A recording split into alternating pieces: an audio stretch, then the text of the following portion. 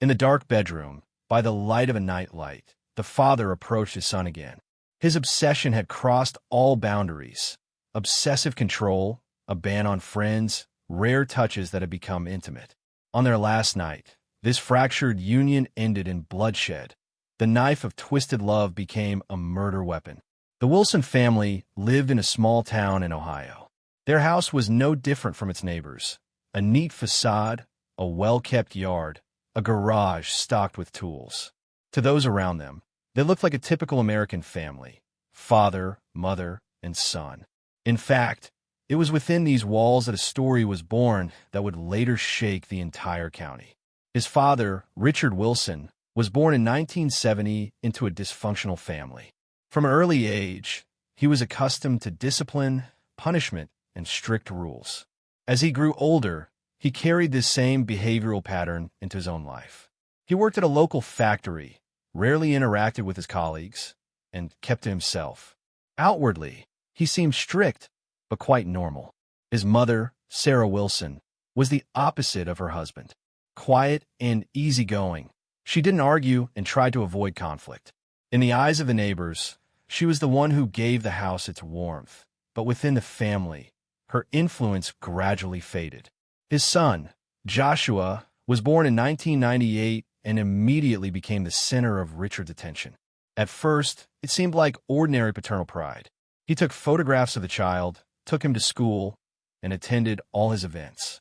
But over the years, his behavior began to cross boundaries.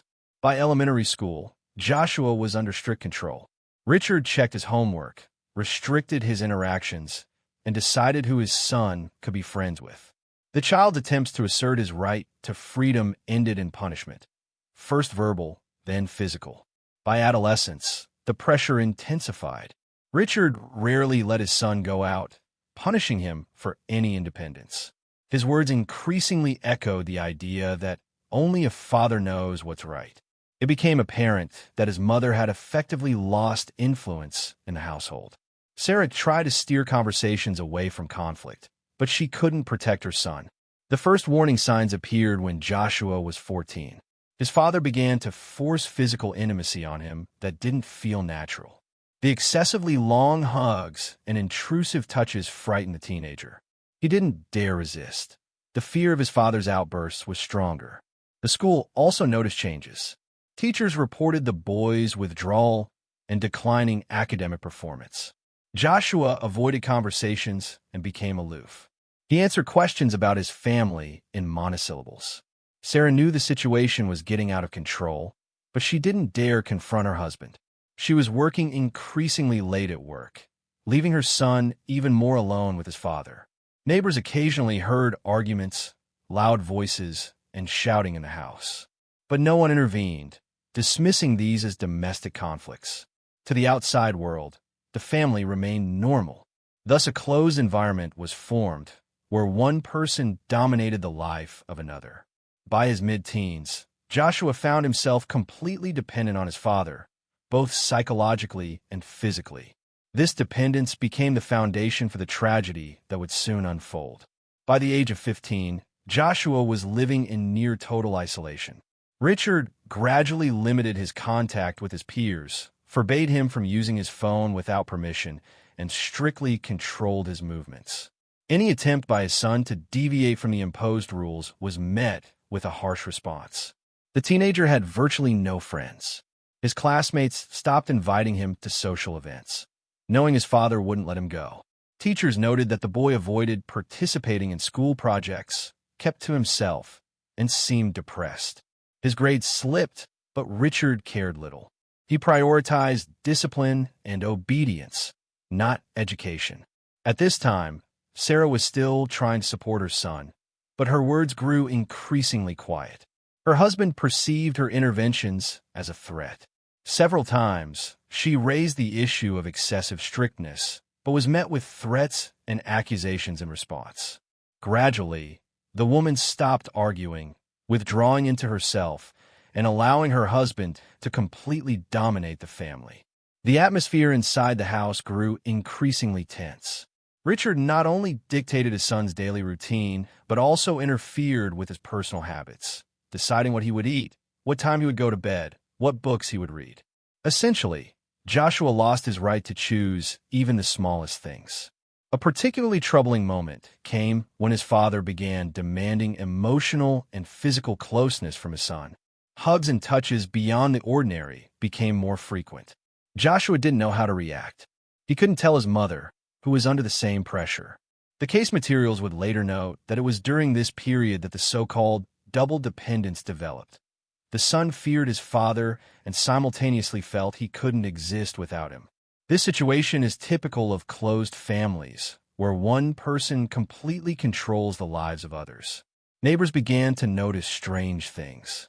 They said Joshua rarely appeared outside and barely spoke to the kids in the yard.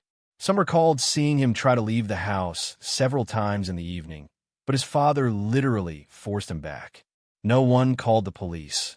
Intervention was considered unnecessary. Meanwhile, the relationship between the couple continued to deteriorate. Sarah tried to spend more time at work, sometimes staying late at a friend's house. She felt that home was no longer a safe place for her. In conversations with colleagues, she complained about her husband's difficult personality, but never spoke about what was happening between Richard and their son. Within the family, signs of a closed system were increasingly evident. Joshua grew up under constant pressure, without choice or support. His internal rebellion manifested itself in apathy. He became increasingly silent and depressed. Experts studying the case later noted that it was during this period that a turning point occurred. Richard's obsession went beyond mere tyranny and became pathological. He viewed his son not as an independent person, but as property completely subordinate to his will. The investigation also included several episodes in which the father engaged in nighttime conversations with his son, culminating in intrusive touching. Joshua, in a state of fear, did not resist. These episodes became the first direct evidence that the boundaries between care and violence had been completely blurred. By the end of his adolescence, the son found himself completely isolated. He had no friends, no trust in his mother, and no hope of outside help. His father, meanwhile, consolidated his authority, repeating with increasing frequency that their bond was special and inseparable. This system of control and isolation became the foundation for further escalation of violence. The home that once echoed with a child's laughter became a closed space where each day brought the tragic end closer. By the age of 16, Joshua's life was completely controlled by his father. Every movement, word, or gesture was monitored by Richard. The teenager had no right to friends, personal belongings, or his own space. Even his room was under constant surveillance. His father would enter without knocking, checking his phone, clothes, and notebooks. During this period, the addiction reached its most dangerous forms. Richard didn't limit himself to discipline and strict punishments. He began exhibiting obsessive closeness, which he considered part of trust. In later testimony, the mother mentioned that she had occasionally noticed her husband lingering near her son at night, and that in the morning the boy would appear depressed and tired. Joshua didn't speak openly about what was happening. His silence was rooted in fear. He knew any resistance would result in severe punishment. Neighbors noted that the teenager increasingly appeared withdrawn and physically exhausted. He was rarely seen on the street. By this time, Sarah had completely withdrawn from her family. She lived in constant tension, but she didn't dare intervene openly. Her attempts to talk to her husband ended in threats.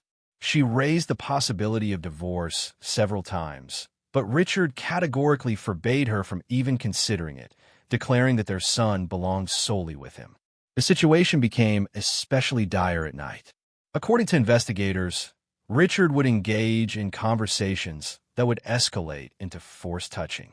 Joshua was at a loss. He had no way to leave, call anyone, or ask for help. The house became completely claustrophobic. The pent-up tension gradually brought him closer to a tragic outcome. The teenager was on the verge of a breakdown. He avoided his father's gaze, began eating less, and spoke only in monosyllables. But this only increased Richard's suspicion, believing his son should show loyalty. One of the last serious arguments occurred a week before the tragedy. Sarah, returning in the evening, heard screams coming from her son's room. Inside, she saw Richard roughly pushing Joshua onto the bed. She intervened, but was sharply punched in the shoulder and escorted out of the room. She later said that for the first time, she realized that her husband had lost all boundaries and considered their son his property. On the night of the crime, the situation escalated. According to investigators, Richard returned to the teenager's room. A conflict ensued between them. Joshua attempted to push his father away and said he would no longer obey. This was the point of no return. Richard grabbed a kitchen knife he brought with him and stabbed her several times. The forensic examination documented multiple wounds to the chest and abdomen. Death occurred quickly. Blood loss was critical. Sarah, who was in another room, heard the noise. Running inside, she saw her son on the bed and her husband holding a knife. During questioning, she claimed she screamed and tried to call the police, but Richard pushed her away and closed the door. Only a few minutes later did she manage to run outside and call the neighbors. Arriving police found a horrific scene. The teenager's body on the bed, his bloodied father nearby. Richard didn't resist arrest. He sat motionless, holding a knife. According to the officers, his face was calm, as if he didn't understand the gravity of his actions. This moment marked the culmination of a story that had unfolded for years within the confines of an ordinary home. Obsession, control, and violence reached their limits and culminated in murder, leaving behind only horrific evidence of a twisted attachment. When police arrived at the Wilsons' home, the crime scene looked like a frozen scene. 16-year-old Joshua's body lay in a bedroom, stabbed multiple times. There were traces of blood on the floor, and the sheets and pillows were soaked with it. Richard was nearby, sitting by the bed, clutching a knife. He made no attempt to escape or resist arrest. Officers noted his calm and lack of emotional reaction. Sarah met the police on the street in a state of shock. She screamed, repeating the same thing over and over. He killed him. Hysterical, she was immediately taken to the hospital, where she received medical attention. Neighbors who had rushed to the house later testified that they heard her screams and saw her run out of the house in panic. An initial examination confirmed the teenager's death from massive blood loss. Forensic experts documented more than 10 stab wounds inflicted at close range. Further examination revealed that the blows were chaotic, with no attempt to deliver a precise, fatal blow. This indicated an outbreak of uncontrollable aggression. Richard was arrested at the scene. During interrogation, he remained calm and answered questions briefly. He admitted stabbing him, but claimed he didn't mean to kill. He said the conflict began when his son disrespected him and attempted to resist. The report notes that the man repeatedly repeated, "He belonged to me, and no one had the right to take him away." An investigation began immediately. Police seized record from the house, diaries, personal belongings, and a computer. Materials were discovered that confirmed Richard's obsessive control over his son. In particular, restricted files were found on Joshua's laptop, in which the teenager wrote notes about his condition. In them, he stated that he was afraid of his father, that he couldn't communicate freely with friends, and hinted at episodes of late-night conversations. These notes became crucial evidence.